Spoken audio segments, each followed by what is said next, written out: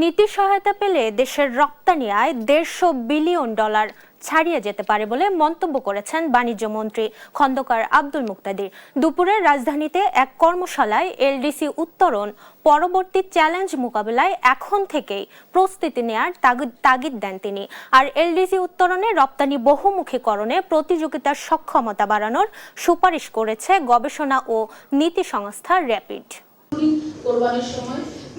দেশের রপ্তানি খাতকে আরও প্রতিযোগিতামূলক ও বহুমুখী করার লক্ষ্যে সম্ভাবনাময় বেসরকারি খাতগুলো নিয়ে গবেষণা প্রতিবেদন প্রকাশ করেছে গবেষণা ও নীতি প্রতিষ্ঠান research and policy integration for development rapid. এই বাবলটাই কিন্তু আমাদের বড় করতে হবে। বুধবার রাজধানীর সিডাপ মিলনায়তনে এলডিসি উত্তরণের পর আন্তর্জাতিক বাণিজ্যে দেশের অবস্থান, রপ্তানি বৈচিত্র্য বৃদ্ধি এবং নতুন খাতের সম্ভাবনা তুলে ধরা হয় গবেষণায়। এতে বলা হয় এলডিসি উত্তরণে বাংলাদেশ ধীরে ধীরে বিভিন্ন বাণিজ্যিক সুবিধা হারাবে, যা রপ্তানি খাতে নতুন চ্যালেঞ্জ তৈরি করবে।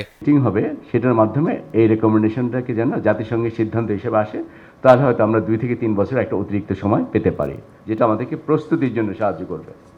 বায়ার, পার্টিকুলারলি ইউরোপিয়ান এবং ইউএস বায়ার, তারা কিন্তু চিন্তা করে যে অ্যানিমেলের অরিজিন কোথায় আছে, কিভাবে হ্যান্ডলিং করা হয়, কেমিক্যাল ইউজ, তো সেই জায়গাগুলো আমরা এখন পর্যন্ত লোয়ার মার্কেটটা ধরছি। পরিস্থিতি মোকাবিলায় সম্ভাবনাময় খাতগুলোকে চিহ্নিত করে কার্যকর পদক্ষেপ নেওয়ার তাগিদ দেন অংশীজনরা। সেই সঙ্গে বিভিন্ন দাবিও জানান তারা। কনফার্ম করবে যে না, আমি বাংলাদেশ থেকে এত মিলিয়ন করে নিতে চাই, তখন কিন্তু আপনি জানবেন আপনাদেরকে আমাদের টাকা চেতে হবে না, আমরা ইনভেস্টমেন্ট করব। এখানে 6 থেকে 7টা আমাদের সেক্টর আছে। এই সেক্টরগুলোর যে স্টাডিতে যা বলেছে এবং আপনারা আজকে যা বলেছেন, সেই কথাগুলো আমরা ডিপিপিতে সুন্দর করে রিফ্লেক্ট করতে পারবো। বাণিজ্য মন্ত্রী খন্দকার আব্দুল মুক্তাদির বলেন, যথাযথ নীতি সহায়তা পেলে রপ্তানি আয় কয়েক গুণ বাড়বে। এজন্য এলডিসি উত্তরণ পরবর্তী চ্যালেঞ্জ মোকাবিলায় আগাম প্রস্তুতি জরুরি। 50 বিলিয়নের এক্সপোর্টটাকে 100-150 বিলিয়নে নিয়ে যাওয়া এত কঠিন কোনো কাজ না। জানান পাট শিল্পকে পরিকল্পিতভাবে এগিয়ে নিতে কাজ করছে সরকার। এ সময় প্রধানমন্ত্রীর চীন সফরে 2 দেশের মধ্যে সমঝোতা স্মারক সইয়ের আশাও জানান বাণিজ্য মন্ত্রী।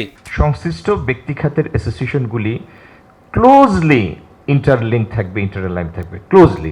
গবেষণা প্রতিবেদনে রপ্তানি খাতে নতুন সুযোগ কাজে লাগাতে নীতিগত সহায়তারও আহ্বান জানায় র্যাপিড। শাহিনুর ইসলাম সাগর, দেশ টিভি, ঢাকা।